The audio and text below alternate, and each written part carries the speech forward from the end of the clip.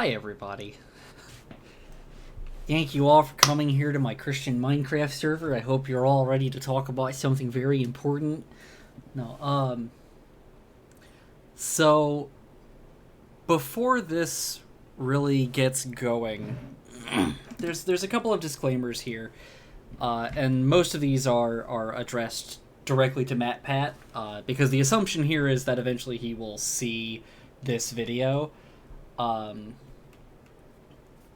But in case he does, that's what these are for. The first one is this is not scripted. This has a kind of plan, but it's fairly free form. So this might take a while, because there's really not a way to explain what's happening. It's very difficult to break down some of the different things in this video that I'm going to break down without taking time to do that. I'm going to turn off that donation goal there. But it's very difficult to break down these points and discuss these subjects in a timely manner, because there really is just so much to it. So you will, I hope, excuse me if this video is 2 to 4 hours long. It very well could be. But Matt, if you are at some point watching this, I do ask, please watch it. It all the way through. It doesn't have to be in one sitting, of course. However you can see it, just please do so as we stare here at Matt's downcast face, as it seems like I'm chastising him right now. The other disclaimer here, this is directed partially at the chat.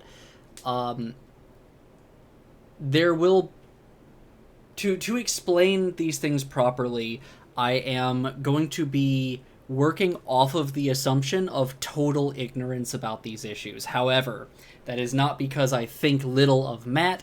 That is not because I think that Matt is uneducated about these different issues or what have you. It's simply because that is the easiest point to start from. It does mean that things... I will also ask that let's keep the taunting to a minimum. This is not a call-out. This is an attempt to open a dialogue. Some jokes here and there, that's normal. That's us. That is this chat. But that is me, that is this chat. But let's keep taunting and insults to an absolute minimum, if, non-existent. As I said, this is for a dialogue. This is not a call out. This is not necessarily a "you're wrong and here's why" video. This is, hey, Matt, there's more about these issues than what you've covered. There are some things here that, yes, I do think you were wrong about, and I would like to address those. But I am not here to insult you. I am not here to belittle you. I'm here to talk.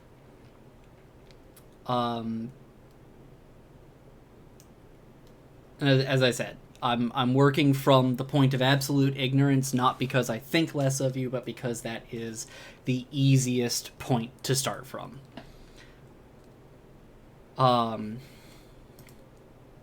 Let's see. There was another disclaimer in here.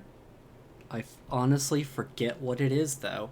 I don't think it's super important. I don't think it is. We've pretty much touched everything. As I said, I might ramble a bit.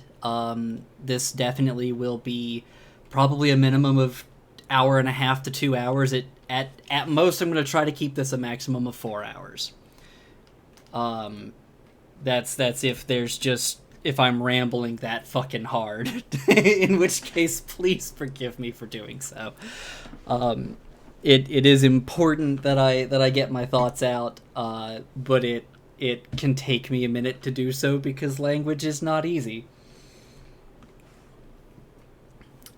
With that, I say let's get right into this. Let's do this. I'll be stopping and starting the video. This is not going to be, watch the whole video and then address the points. I'll be stopping at each individual point that I wish to address. So, thank you, and let's get started.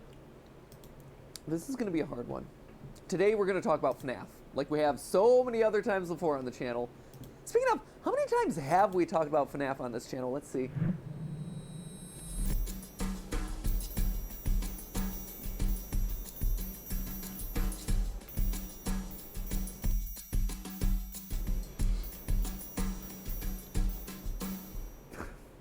$43. Jeez. For some reason I thought it was more. Wait. Oh, that's what it is.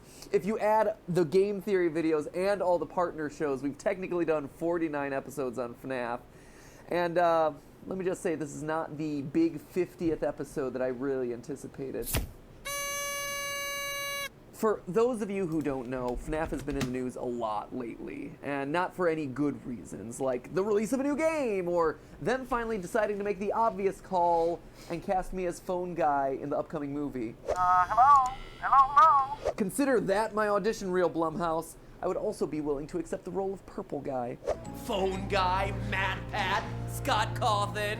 No, the reason it's been trending on Twitter and blowing up all over the blogosphere have centered around the creator Scott Cawthon and his recent decision to retire from the series.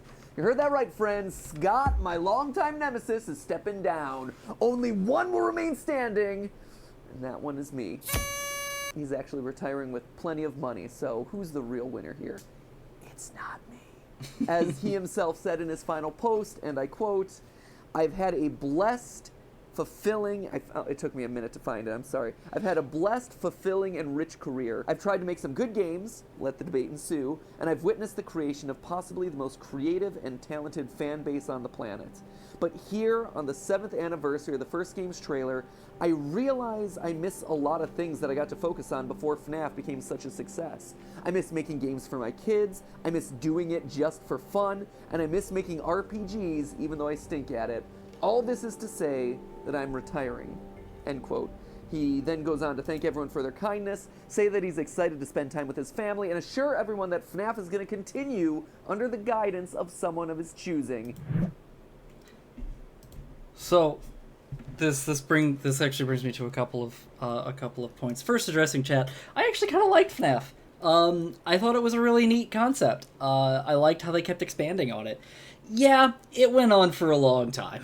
I'm not gonna lie there.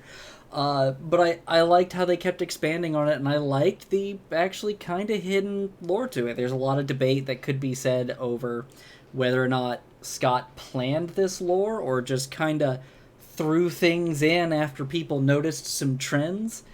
But honestly, like, the fan community that is based around it is amazing. The fan games are brilliant. It has spawned some really amazing stuff with some really amazing stories. And a lot of stuff that was not amazing. But, people tried their hardest, and people really poured a lot of soul and effort into those projects. And it does show. This actually reminded me what my other disclaimer was. No, the books aren't fan things. I said the fan community. But this reminds me of what my other disclaimer was. This is for Scott. In case Scott sees this, or for whatever reason finds this stream, Scott's been known to drop into things unannounced. Scott, if you happen to see this, I'm gonna try to be fair, but I'm not gonna lie, you fucked up. Like, there's no two ways about it. There just isn't. You fucked up, you refused to acknowledge any potential harm, and you flat out insulted people. Not like direct "you're stupid," but you insulted people. And frankly, I'm not going to be nice about that. So, I hope you'll stick around and listen. Maybe learn some things, but I'm not going to be nice to you. You haven't earned that. You've lost any right to that. So, have fun. Scott, consider this channel my application for the role. I'm here for you, buddy. All kind of joking, but also kind of not joking aside, this alone would be a huge deal, right? One of the most successful indie developers of all time stepping down from his still mega popular series after 7 years, with a book series still being released until the end of the year, a new game on the verge of being released, and a movie that's still in the works. I mean, he takes his victory lap around the internet as everyone celebrates his work, and he fades away to go spend time with his family doing whatever it is that indie devs do with their piles of cash. Buy a cereal wall, a candy room, bacon every day for breakfast. I don't know why I think that, but I just imagine that bacon is something that rich people have for breakfast every day because it's like the best food ever. But that's not the complete picture of what's going on here, because it's actually the circumstances around his retirement that caused the hashtags to trend. You see, in the days leading up to his announcement, word had gotten out that Scott had contributed sizable amounts of money to various political campaigns in the years between 2016 and 2020. Using the website OpenSecrets.com, an independent nonprofit that tracks U.S. political donations, users learned that Scott had contributed around $42,000 to various political campaigns. Now, that on its own might not have been all that newsworthy. No, what made people sit up and take notice was who he had contributed funding to. Republican candidates like Ben Carson, Mitch McConnell, Donald Trump, I apologize. So I am not gonna lie, I kind of expected some things from this because this is specifically in the politics category. First, hello everybody, and everybody who might have first or found this stream for the first time or just be joining. I just banned somebody, an account that was created 1 hour ago, who was attempting to insult Matt, and as I said at the beginning of this, and I'm sure I'm going to have to remind people as we go through, keep it to a minimum. I do not fucking care. I don't. That is not the purpose of this. I don't care what vibes Matt has given you in the past. I don't fucking care what your feelings are about Matt. The point of this is not to mock Matt or to make fun of him. The point is to address some things and discuss and open a dialogue. If you can't be an adult about this, fuck off. Simple as that. I'm just going to say that. If you can't be an adult, then fuck off. Now, it's not to say that hello, psychologist doctor, I am not referring to you. Referring to Terror 4, an account, as I said, an account that was made like a fucking hour ago. Yeah, there's some shit that I'm not going to put up with.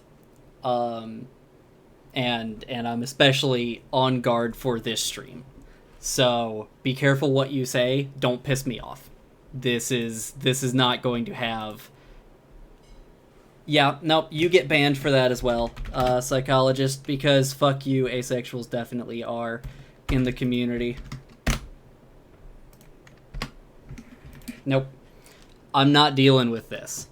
That is not what the topic of this discussion is.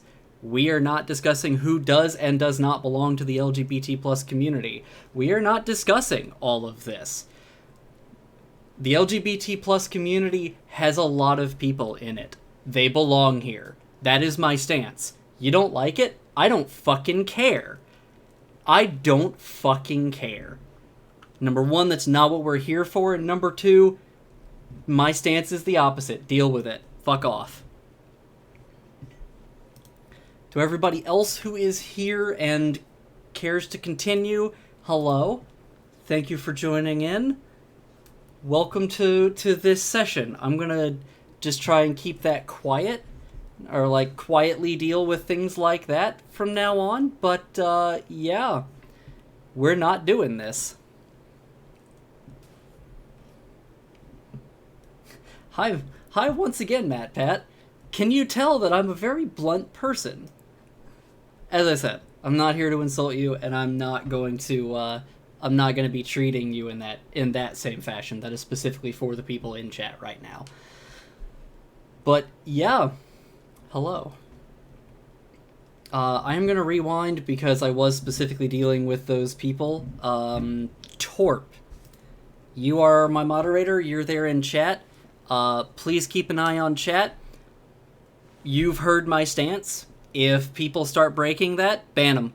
I don't care. They can appeal the ban later, and I can think about it then.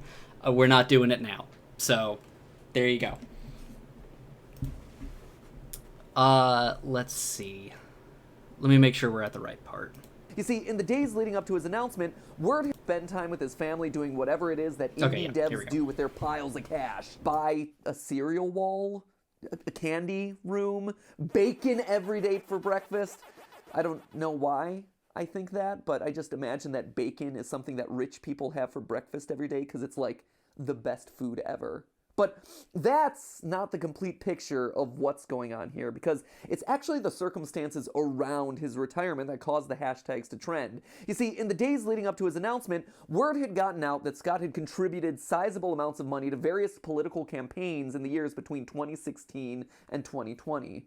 Using the website OpenSecrets.com, an independent nonprofit that tracks U.S. political donations, users learned that Scott had contributed around $42,000 to various political campaigns. Now, that on its own might not have been all that newsworthy. No, what made people sit up and take notice was who he had contributed funding to. Republican candidates like Ben Carson, Mitch McConnell, Donald Trump, controversial political figures whose voting histories had been anti-civil rights over the years, especially as it relates to the LGBTQ communities, which, you know, a large portion of the FNAF fan base is. And I've seen a lot of people online responding with a "so what's the big deal" to all of this news. But you have to stop and actually think for a minute about the position of a lot of the LGBTQ fans of this franchise. This revelation understandably hurt a lot of members of the FNAF fan community, considering that Scott's franchise has been this welcoming and inclusive space for them, one where a lot of people have found the ability to express their unique identities, to know that their support of these games and their game's creator, especially the financial support that comes with that their dollars had wound up funding campaigns for people who are looking to withhold or remove their rights, to fund the elections of people who would forward legislation that treats them as less than human. Yeah, that's gonna feel really horrible. It's gonna feel like a betrayal. It's gonna feel like you had funded your own worst enemy. At first, people thought that Scott's account must have gotten hacked, right? There was no way that he could have done this, or at the very least that maybe he donated to a blanket Republican fund where his dollars had gotten funneled into individual campaigns without his knowledge. But no. After a few days, Scott took to Reddit and affirmed that these were indeed his choices, which then just proceeded to blow the internet up even more. A few days later, he retired, and that was that. A confusing and awkward end to the career of someone who had legitimately changed the face of horror and indie gaming forever. Now, a lot of you have been asking me for my response to the whole thing. Does the channel stop covering FNAF? Do I still support Scott? How do I feel about all this? How should you feel about all this? And honestly, there is a lot to unpack here. A lot. He is not wrong here. There is a great deal to unpack. There was a brief moment here where we saw a couple of Scott's statements, and as Matt confirms, Scott confirmed that he made these political donations. He chose the people that he supported. I've been doing a good bit of research during this, and not during this, but before this, and no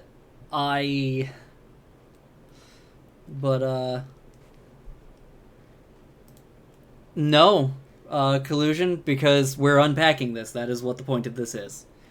But there is a lot to unpack. I actually have the full list of everybody that he donated to, and I have researched their voting history, and I have researched quite a few of their statements as well. There's there's a lot to talk about here for Scott to specifically choose these people and the people that he chose, because there's a lot of context. One of the reasons it's taken me so long to respond is because I've had to sort it all out in my own head. I didn't really know how to feel. We've been teaching my son Oliver, who just turned 3 recently, about how sometimes you can feel multiple emotions at once and how that's confusing and how it's hard sometimes. And that lesson at 3 is still just as hard when you're 33. So I had to take time to do my own soul searching and do my own research, quite honestly. One of the great things about the internet is that it moves so fast, right? You need something and boom, it is right there available at your fingertips. But one of the awful things about the internet is that boom, it moves so fast. There is no time to think. Everything requires an immediate response, a hot take, your knee-jerk reaction, a headline. Search trends last for like a day or 2 at best. New game releases are like old by the end of the week. New video, well, gotta be the first to like and comment without actually watching what it's about. There's no time for thoughts, for research, for introspection if you're gonna be part of a conversation, or no time to look back and actually analyze the data. I mean, heck. So this is actually something that I do want to address, because I don't necessarily disagree with him. There is... Yes, thank you, Lee. Thank you very much for that data. That is data I did not have, and I will absolutely use that.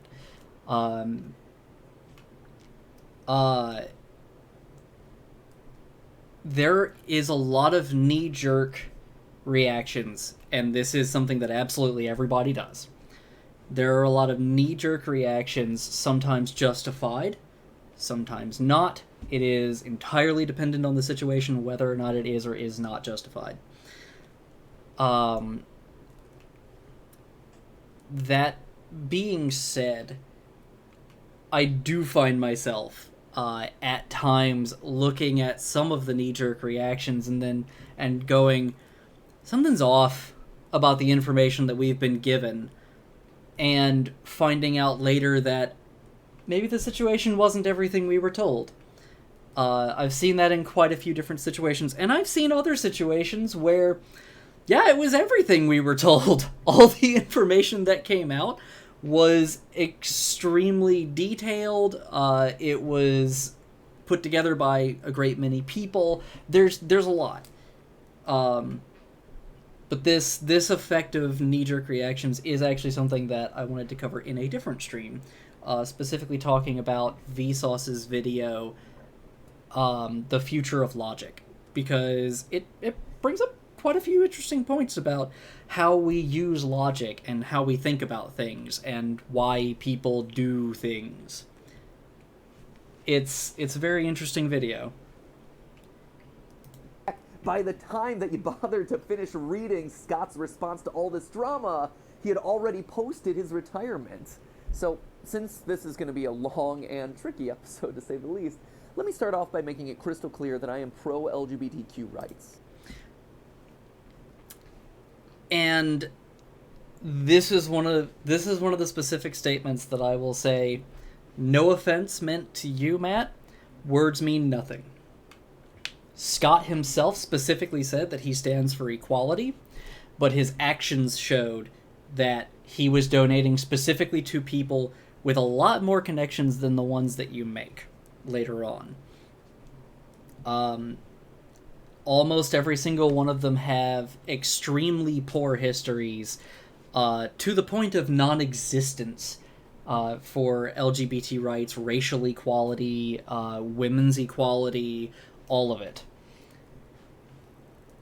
And once again, this is not making a statement about you. This is not even necessarily making a statement about Scott. I get that you have to say these things, that you have to affirm, yes, I do support these people.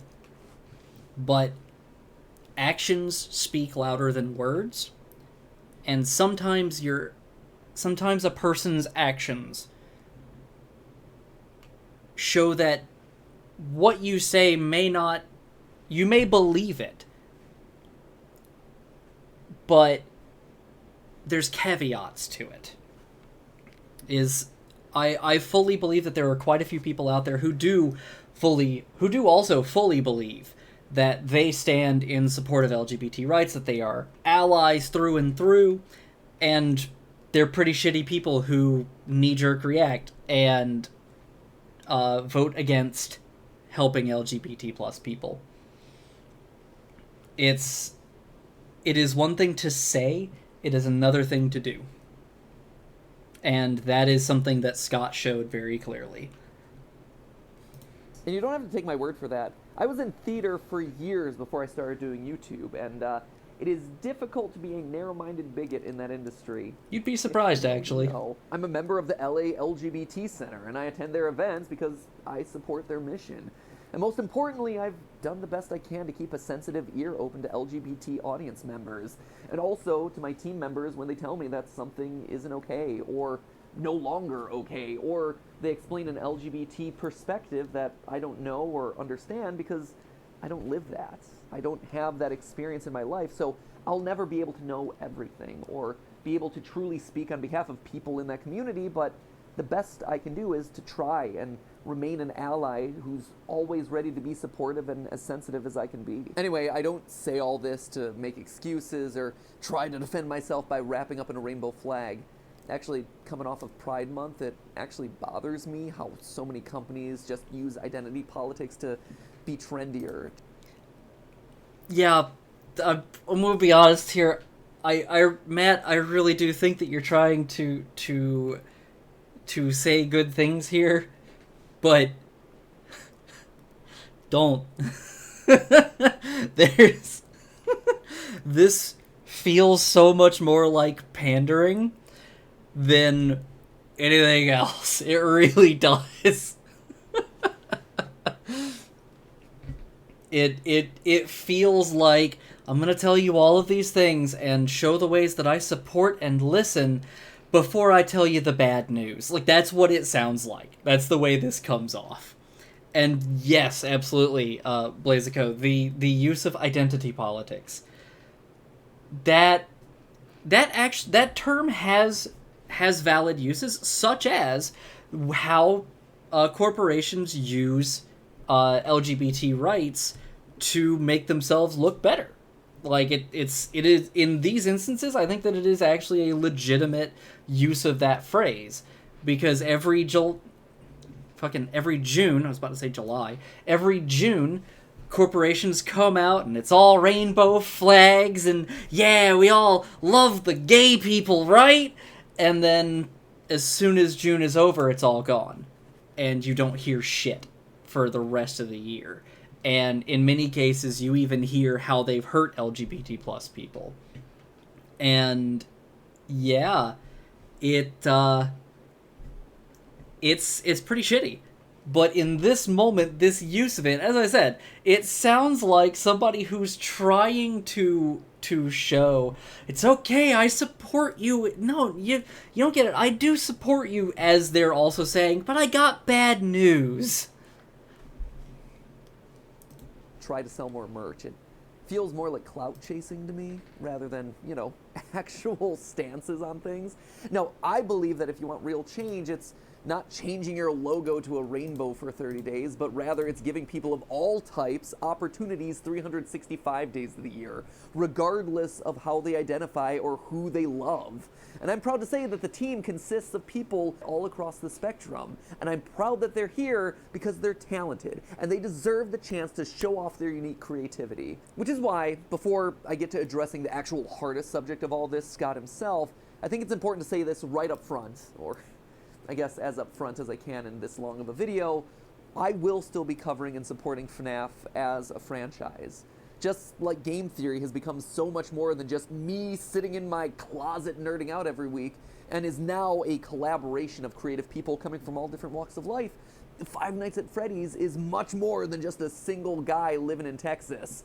I know it's easy to point at his little anim dude avatar and assign everything in the franchise to him. Heck, I've made a running gag out of our little rivalry over the years. But in reality, Scott's just a figurehead, a visual shorthand to represent everyone who is now instrumental to the running of this franchise.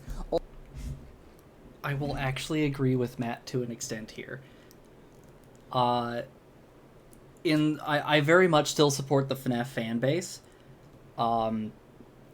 And let's be honest with ourselves, FNAF was not a series that ever had a political message. It never had any kind of a message other than, like, hey, don't abuse children. It's one of very few games out there that were so simplistic it didn't say anything. Me personally, I'm not about to buy another game from the main FNAF series, but FNAF fan base, yeah, I'll still support them. They're good people and they are different. They are separate from Scott. Even if the idea came originally from Scott, these people have taken it and turned it into something else. And if Scott is completely stepping down from the series, then we'll see where the series goes from there. See how it changes, if at all. Yeah, honestly, I'm not really. I don't so much find as much of a fault about still covering the FNAF series because, yeah, Scott's not a part of it. He's stepped down. He's handed it off. We'll see who he hands it off to. We'll see what they do with it. We'll see if he still has any kind of say over what happens with it. And I think that will decide a lot going forward, for me personally, at least. But yeah, the fan base from everything I've seen is really wonderful. They're good people. They've made a lot of really unique games, really awesome works that tell their own unique stories. And it's really cool to see. All the authors and illustrators of the books, other game developers, merch companies, the Fazbear spin-off universe of fan games, each employing dozens of people who use the franchise as their launch pad for their livelihoods, or as their own personal creative outlets. By not supporting the franchise as a whole, I'm not supporting those creators. And that even I more disagree importantly, with. it's also that I wouldn't be supporting the community itself. The people... Yeah, no, that I disagree with. That is a false bit of that is a false bit of logic. I apologize, Matt, but you can support the indie devs without supporting the main series. That's the long and short of that. You don't have to feel obligated to the main series to support the little people who have their own ideas about it. Who still do find this franchise as a safe haven, a source of entertainment, a source for their unique creative expression. Scott said it in his retirement announcement. I read it earlier. I've witnessed the creation of possibly the most creative and talented fan base on the planet, and he's not kidding. There are so few fandoms like the FNAF fandom. I mean, what other franchise has so many darn fan games dedicated to it? And to me, these fans are the lifeblood of the community now, of this entire franchise now, not just Scott himself. And let me make it clear, just because I choose to support the series doesn't mean that I think anyone is wrong to not support it. That's definitely not the case. Wherever you choose to draw the line on this issue is completely valid. I'm just taking you through my thought process and all the variables that I went through as I came to terms with this whole issue. But aren't I, by supporting the series, contributing to Scott's income and thereby what he chooses to do with that, you might ask? And yeah, you probably are, sadly. And that's just a choice that everyone's going to have to make based on their own personal criteria. To me, the good of supporting the community around the franchise and the jobs that it creates is worth whatever minor impact that Scott may be able to enact in the political sphere, which is an issue we'll be getting to in a second. Because there's a debate there, and we'll get into it in a minute. This sort of dilemma applies to pretty much any major company that you talk about. There are good people and bad people pretty much everywhere. And yeah, and let's this is another thing. This is a statement that is both true and obscuring. I don't think that Matt, I don't think that you are using this to obscure anything. I think that this is something that you have told yourself, and as you say, you are explaining your thought process. But this is specifically a I'm not going to say a school of thought, but it's an argument that is notably called both sides. And it ignores a lot of nuance. Are there good and bad people on both sides? Yes. Yeah, absolutely. No, you're fine, Lee. No, you're fine. When I said there's a debate to be had, I was addressing Matt. But yeah, no, you're absolutely fine.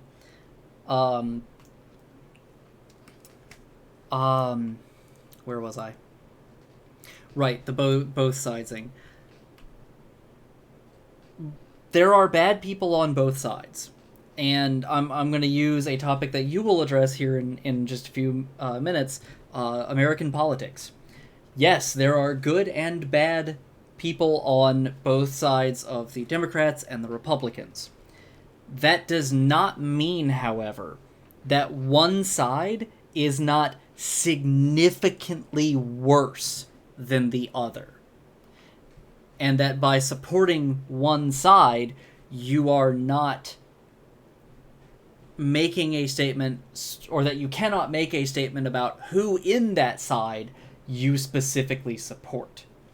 What stances in that side you specifically support. Because it is true that most people are not, leaning heavily towards left or right. Most people are somewhere in the middle if you really talk to them about the stances that they support. But even that gets into the whole idea of what are you asking them, and how are you asking it to them? How are you pitching these ideas to them? And there's a whole big thing that we could get into there. But the ultimate thing, though, is that just because there are good and bad people on both sides does not mean that both sides are good and bad, and that you can have an easy middle ground there. In many cases, there is such a thing as one side is very clearly in the wrong, while another side is maybe not doing everything as they should be, but doing things in the wrong way. And it's that, for me personally, that is the way American politics have become, that one side is very clearly wrong in a moral, logical, sensible way. They are wrong. While the other side is struggling, has bad people that have more influence than they should, but ultimately is still trying to do good things. And that's not in a sense of, well, yeah, everybody's trying to do good. Nobody sees themselves as the bad guy, which is valid. Nobody sees themselves as the evil overlord. They all think that they're trying to do good. But you can point to things and objectively say, this helped, this hurt. Who is doing more hurt? Who is attempting to help? Who is attempting to hurt? And yeah, the idea of both sides is it doesn't work. It's not, I don't want to say it's not a valid thought form. It's a good thing to keep in mind, but it's not an excuse. It's just that it's not an excuse. Not even that extreme. There are just people that you agree with and people that you disagree with everywhere. For one example that I think we could all relate to, just look at Walt Disney. There's great evidence to show that Walt was probably prejudiced against other races, women, other religions. As one biographer states, quote, Disney willingly, even enthusiastically embraced anti-Semites and cast his fate with them. So, do you stop watching Disney movies as a result of that money going directly into his pockets? Or, I guess at this point, the cryogenic pod that the Walt Popsicle waits in, waiting to be reincarnated one day? Or, a more recent and much more extreme example, billionaire J.K. Rowling, creator of the Harry Potter universe, who has just all sorts of problematic viewpoints that she chooses to share on Twitter. Do you stop supporting the Harry Potter franchise to prevent adding to her immense wealth? You can, and it is absolutely a valid option. Hitting people in their pocketbook is always the best place to get them to notice. But where things get complicated is when you start looking to their influence outside of just their IP. J.K. Rowling, for instance, is rumored to earn a cut of every ticket sold to Universal Studios. Does that mean you then boycott that entire place? Even if that isn't true, it's still a licensing deal that she profits from, and by going, you contribute to her ongoing success. It is like this impossible dilemma. I think the TV show The Good Place actually summed this issue up best. These days, just buying a tomato at a grocery store means that you are unwittingly supporting toxic pesticides, exploiting labor, contributing to global warming. Humans think that they're making one choice, but they're actually making dozens of choices they don't even know they're making. In my mind, it ultimately... This is actually a fair point. This is actually a fair point. I think this goes along with the idea that there is no such thing as ethical consumption under capitalism. No matter what choice you make, someone got hurt. It really doesn't matter where in all of that you make. It could be when you can opt out of using mobile. That's what I said when I said you can opt out of using mobile phones. And as I will be honest there, I don't fully remember exactly how that argument went, but there's a hell of a lot more nuance in there as well. But that is a discussion for another time.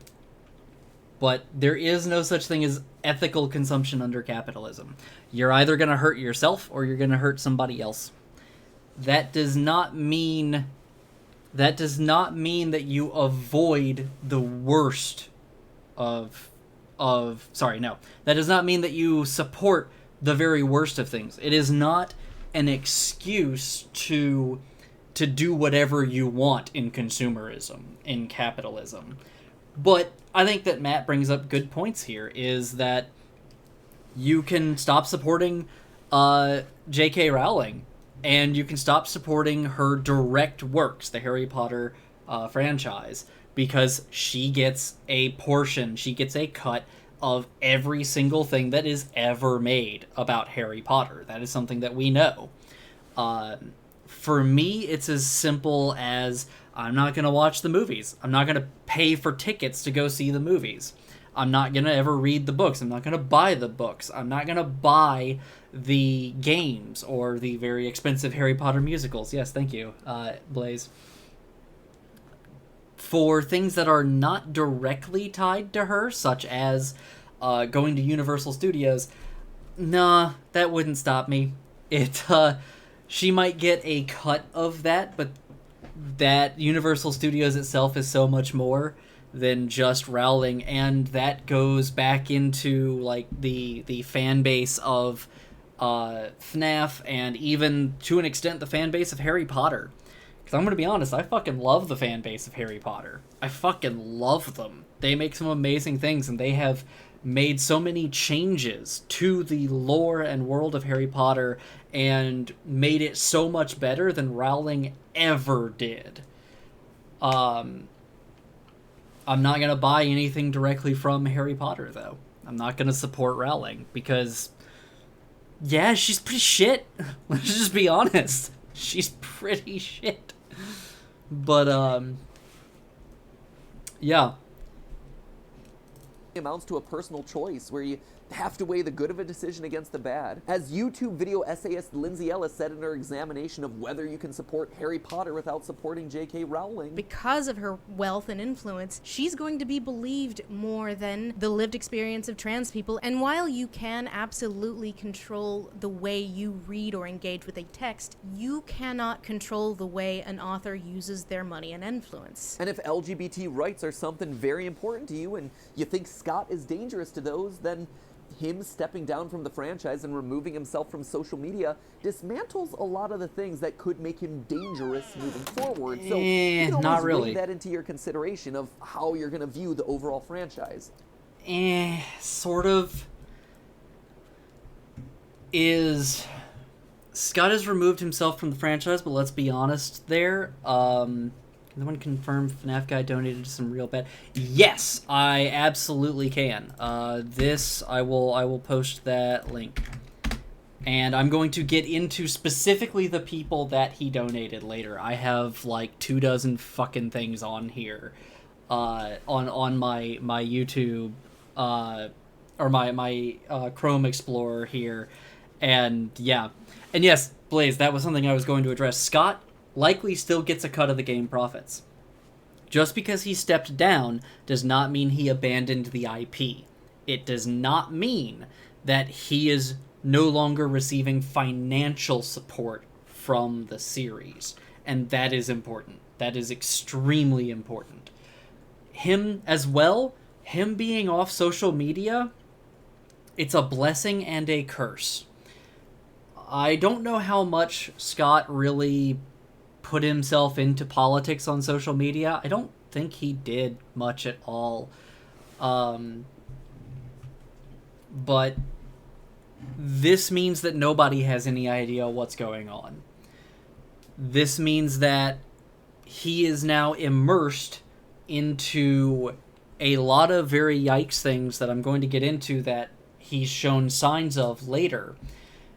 And there is absolutely nothing now to counterbalance that.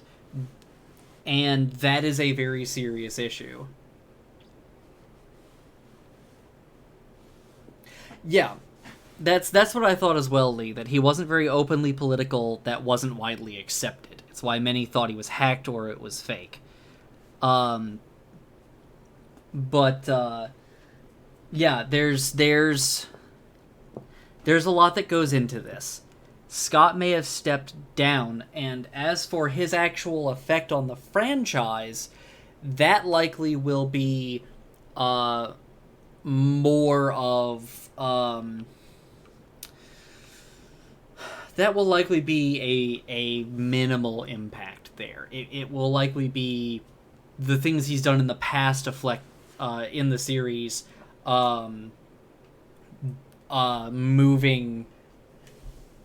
influencing the present. That's what it is. But and yeah, Lee brings up a very good point that most everyone knew he was religious Christian.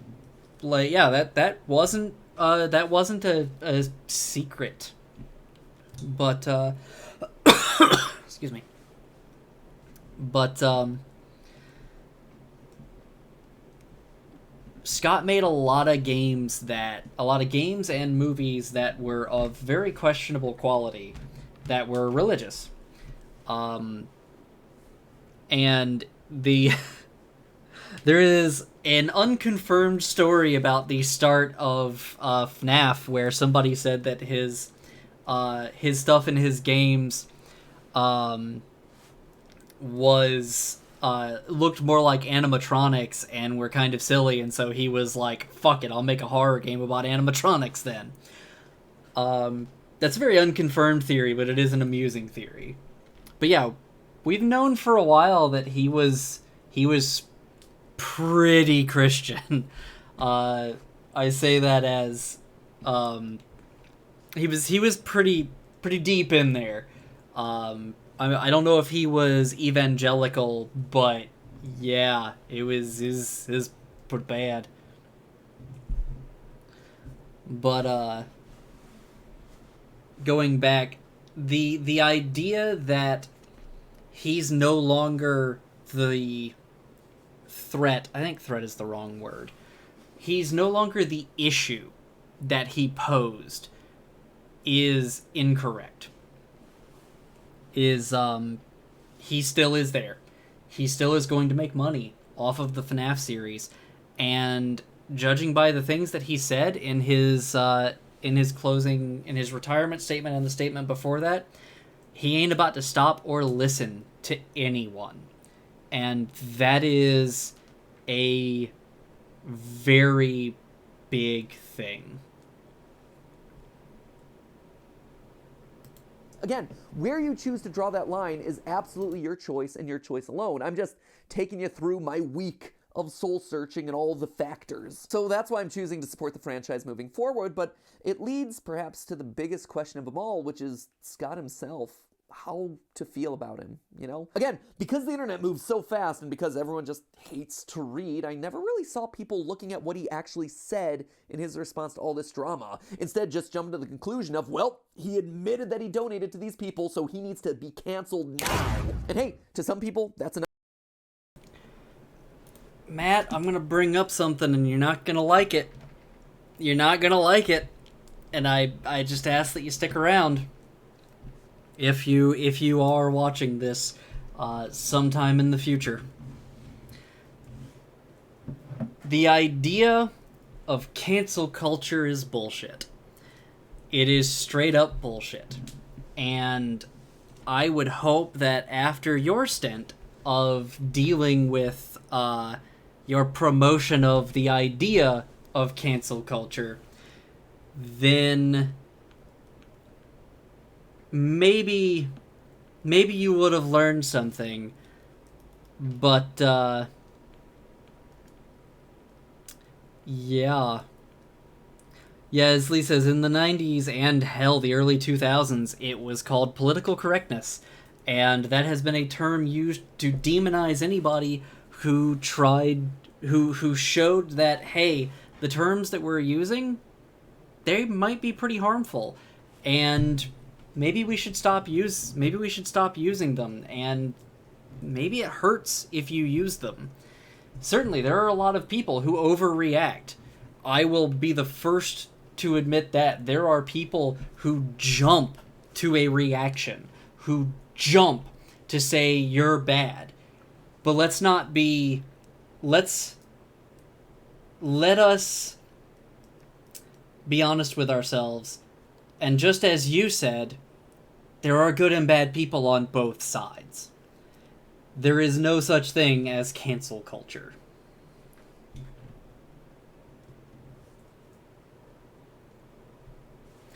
And, Sonny, that is not necessarily true. The idea that people who have bad ideas can't be non-threats until they are dead is precisely the type of attitude that forces the most dangerous people underground, causes them to unite, and almost always causes them to attack in the end. Yes and no. Those people were never listening. Those people were never, ever listening to begin with. And they had no intention of ever changing, and they had no intention of listening to anyone, and were always going to attack. That is something that really needs to be learned. There are people out there with extremely bad ideas, and you can't get them to listen. They're not willing to. And sometimes it really is that simple. You can look at people like Ben Shapiro, Sean Hannity, and a whole bunch of others who, after this many years of being proven wrong on so many issues, and they keep going, demonizing others, attacking others, so many things. They refuse to listen. They refuse to even contemplate that they are incorrect. And yes, in some cases, they even admit that they lie. Such as, what's-his-face, the dude who screams on the internet, who talked about they're making the frogs gay.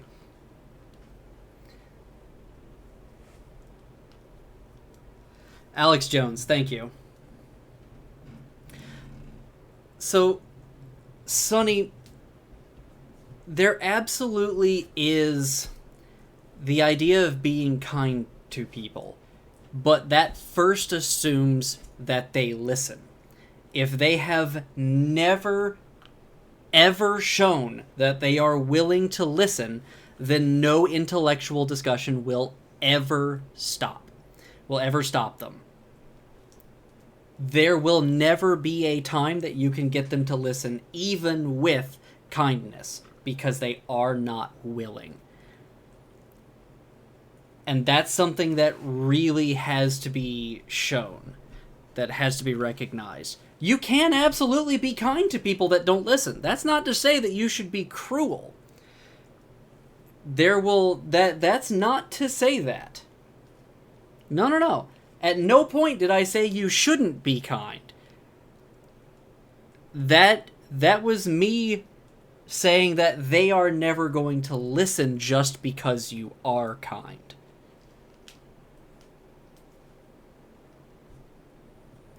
No reasonable viewer will take this opinion show as news. Exactly.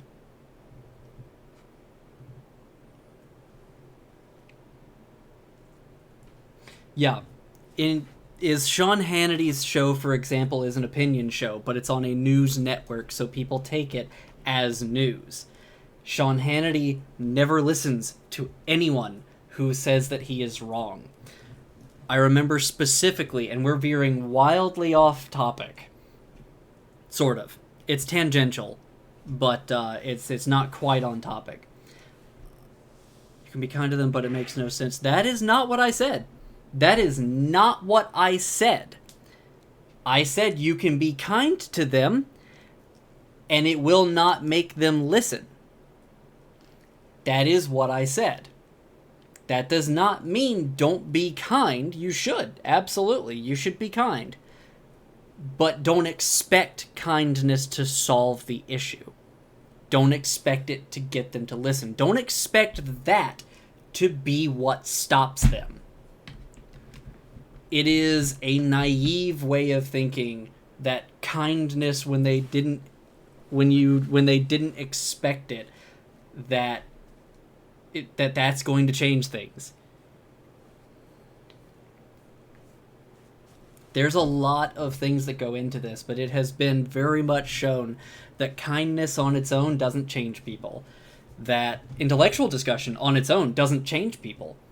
That none of these on their own changes people. They first have to be willing to listen. Period. That's how you get them to change. Is you get the people who are going to listen. And if they're not willing to listen at that point in time, then they're not going to change. And yes, in some cases, that makes them a threat. It does. If they are actively demonizing other people, if they are actively telling people that this specific group over here, whether it be a political group or a minority group or what have you, is out to hurt you and your family and destroy this nation, they're a threat. I'm sorry. There is no better word for that. They are a threat. They are a threat to the well-being of others.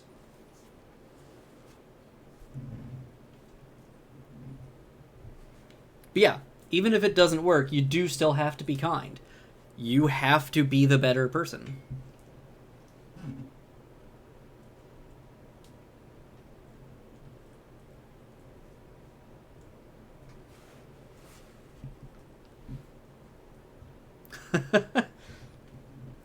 I don't think that you're making these from a place of from bad faith, Sonny.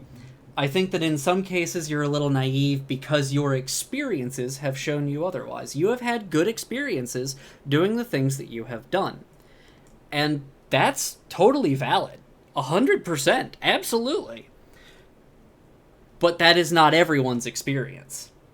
And to try and say that the things that you have experienced are definitely the right way, and that what you're seeing from others definitely will not work, that's naive. That is a place of ignorance.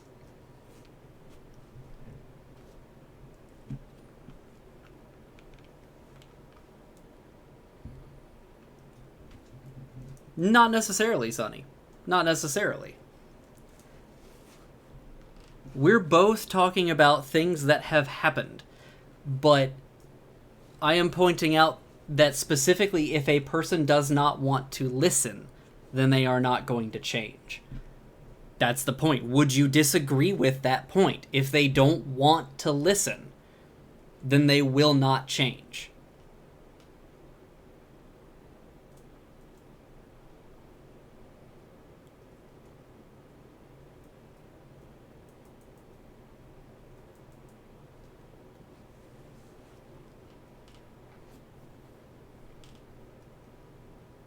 That's the thing, though, Sonny. You say it's faulty groundwork to begin the process. If they have hurt you, what are you attempting to do? We all are attempting to improve ourselves and hopefully to improve others. And while that can be a very subjective thing, there are things that, once, as I said very early on, there are things that we can point to that are objectively, this hurt, this helped. If they have hurt people, if they have hurt you, and you have gone to them and tried to reason with them, then is that a faulty groundwork? Don't you want them to change so that they're not going to hurt you again? Is that extremist? Hello, online gamer. This is my first political stream. Hello. We're on a massive tangent right now, arguing the specifics of whether or not certain things are wrong. And Astrid, I never said it was your responsibility to educate people. But if you have gone to them with the hopes that they would change, with the hopes that they would listen, then wouldn't you specifically want them to listen? Would it be unreasonable to say that you're going with the hope that they will change and that they will not hurt you again? That's my thing, is it's trying to make someone listen is an impossible task. But that was never the point, to make someone listen. You can't. That's not going to happen. Whether that be through kindness or whether that be through kindness or whether it be through logical discussion or yada yada yada. You cannot make them listen. But that's kind of the point. If they're not going to listen, then they're not going to stop hurting you. They're not going to stop hurting others. And if they're not going to stop hurting others, what are they? Are they or are they not a threat to those people?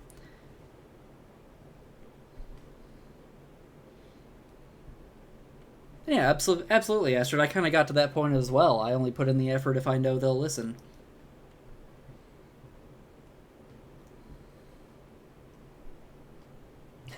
Sonny, we might. If somebody takes my rights away from me, then I would say that they have hurt me. If they demonize me, if they say that I am a threat to the community while I'm sitting here trying to live my life, I consider that a threat. Would you consider it otherwise?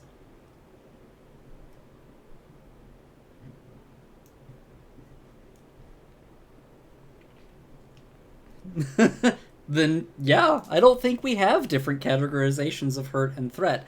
I think we have different ways that we approach it.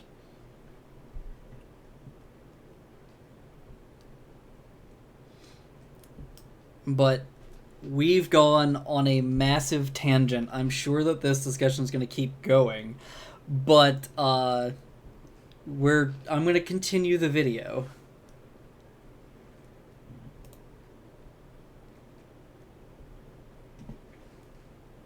Enough. Just supporting some of these individuals is an outright deal breaker, and again, that is totally your right to make. Ellen's call, in the chat, to Sonny, me, just so you I know. wanted to know more, right? Because I had a feeling that maybe this is tied to the state of American politics, and this is stepping way outside of my comfort zone here on game theory. But As a recap, we were specifically addressing Matpat talking about cancel culture, and specifically addressing, hey, cancel culture doesn't exist. And as we had gotten off on this tangent. Let me go back to it. Matpat, a while back, I want to say a couple years ago, had a moment where he made an attack helicopter joke in one of his videos. And people were upset. A lot of trans people were very upset about that because, yeah, that is specifically a joke that is used to deny our identities, to mock our identities, to mock who we are as people. And a lot of people were mad at Matt. There was a lot of backlash. And Matt hit on this idea of cancel culture. That for him was, at the time, a light bulb. Never mind that he just used the argument, there are good people and there are bad people. And I will say that it is a bit disappointing to hear this illusion of cancel culture. But I had hoped that Matt would have done better, considering he hasn't gone on about it for a long time. There's a lot of stuff. There's some stuff that came out that, I'm going to be honest, made me stop watching the game theory stuff. There are some things that he said in here that I think are very good points that I think he does a very good job of explaining, such as people's concerns about J.K. Rowling and whether or not you're supporting her by buying her stuff or buying into stuff that is tangentially related to her, and LGBT plus people being very concerned about the fact that their financial support went on to support people who tried to take their rights away, sometimes successfully. I think that he summed that up very well. I think he did good with that. But we get into the idea of both sides and cancel culture, and it starts to go downhill a bit. But personally, I just hate American politics. It's always been a frustrating process to me because it forces you into one of two buckets. Are you red or are you blue? Are you elephant or are you donkey? Are you Republican or are you Democrat? It is a binary choice between two parties, two people that are for these really important jobs, and that's about it. There are no other options. Or there are other options in the form of independent candidates and third parties, but because the system is set up the way it is, they don't really stand that much of a chance. And so everyone is always telling you that if you vote for them, you're throwing away your vote. So long story short, most elections just wind up being a compromise. You have to pick and choose.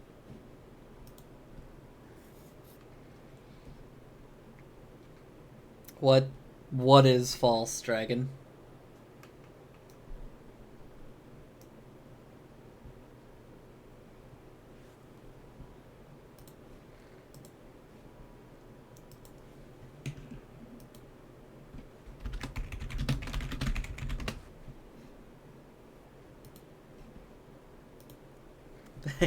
So, the use of chinchilla jobs in this is a somewhat silly way of showing some of the different policies.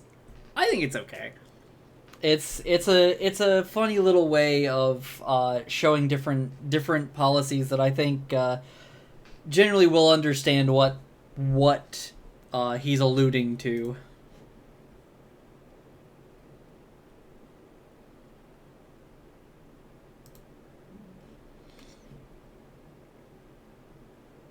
What was I just about to say? Oh yeah, Dragon. What is it that was false?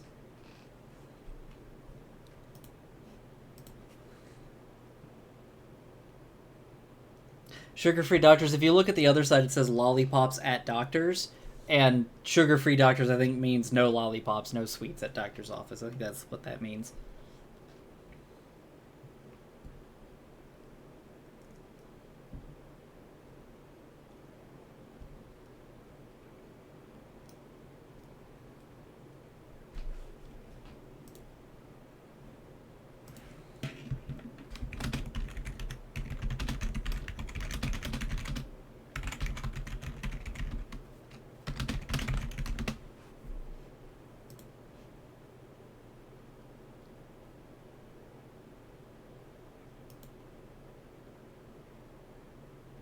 Read some reviews on Amazon, they give diarrhea. Let me rewind this just a sec. Everyone is always telling you that if you vote for them, you're throwing away your votes. So, long story short, most elections just wind up being a compromise. You have to pick and choose whatever your most important issues are for that election cycle, and because no one candidate truly embodies them all, you have to vote for the lesser of two evils, in a sense. There is never this one perfect candidate that truly represents me as the voter, and I hate that. So there's a whole bunch of different points being made here, both in chat as well as here in the video, and I'm going to address some of those. There are third parties. They do not have a chance. I don't believe that you're wasting a vote by voting for them. Not necessarily. I think it depends on the situation. If it comes down to another person versus Trump, then voting for a third party rather than the direct opponent that it's really going to get the majority of the votes, no, that is a waste. You vote for a third party during a competition between Trump and someone else in a third party, you've wasted your vote. No, I'm sorry. Like, statistically speaking, you have wasted your vote. Maybe not morally. Maybe morally you went for the person who fit your policies, your ideals the most. And I get that. I really do. But when you are faced with someone as truly awful as Trump, someone as truly bad and cruel as Trump is, and you actively contribute to splitting something that could stop him, but won't because it is split, then you have wasted your effort. If you can get the vast majority of people to join you, then it is not a wasted effort. But if...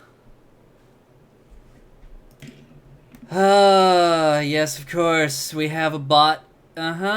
Torp, please ban the bot. But, if you can get people to join you in voting for that third party, if you can get the majority of votes in ways that affect the election, because it's so much different. Hold on. And banned. Get fucked, bot. I keep losing what I'm saying because of bot. The way the American election works is so fucked on so many levels. And that's... No problem, Torp, you're fine. That is why it is so difficult to vote for third party in the US. Because it's not just I got out and voted for them. The fact that there is a winner-take-all system in place in America, so that the side that wins the most votes in a given state means that every single presidential vote, electoral vote in that state goes towards that side's candidate, means that if you split the opposition against someone like Trump, you've wasted your vote. You have wasted it. Once again, if you can get people en masse to... Oh yeah, absolutely, barely. If you can get people en masse, the vast majority, to vote in ways that flip states to your candidate, to your party, to your third party's victory, then no, you have not wasted your vote. But if you are not assured of that, if you are going out there specifically just because I can't morally vote for this person, which is once again, a very understandable stance. A totally understandable stance. And I have no judgment for that stance itself. But statistically speaking, you have wasted your vote. Okay, bye, Dragon. I'm sorry if those weren't things that you wanted to hear, or if you think that there's no discussion to be had, but, like, yeah, that's... It depends on the situation. It really does. If it comes down to, you know, two people who are just bad, such as if it came down to, I don't know, Mitt Romney versus Hillary Clinton, and you wanted to vote for third party, nah, I don't think that's a waste at all. Everybody there is just kind of middle of the road bad, but yeah.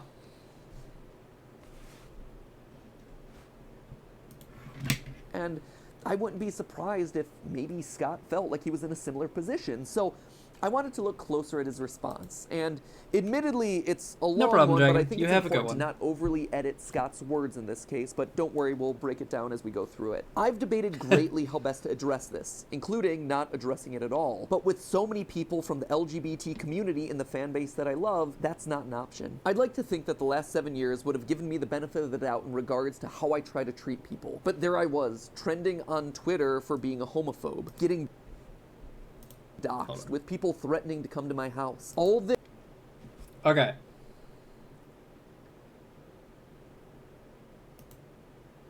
Hold who I on. felt could best run the country for everyone, and that's something that I won't apologize for. Hold on, I think it reached the ending of the statement, and I didn't get to Not the an right option. point. I'd like to think that the last 7 years would have given me the benefit of the doubt in regards to how I try to treat people. But there I was, trending on Twitter for being a homophobe, getting doxxed, with people threatening to come to my house. Okay. So I am